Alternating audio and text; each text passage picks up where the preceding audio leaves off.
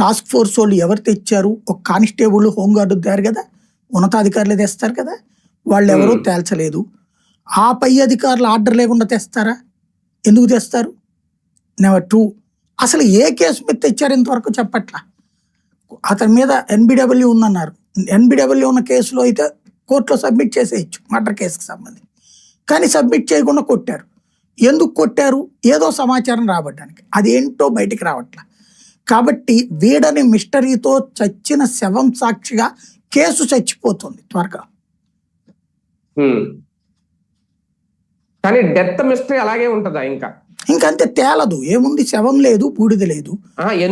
ఎందుకు చంపాల్సి వచ్చింది అనే దానికి సమాధానం దొరుకుద్దా? ఏముండదు, ఇంకా దొరకదు. ఎందుకంటే ఎవరైనా భవిష్యత్తులో అప్రూవర్గా మారితే అవ్వాల్సిందే గాని సాధ్యం కాదు బేసిక్గా.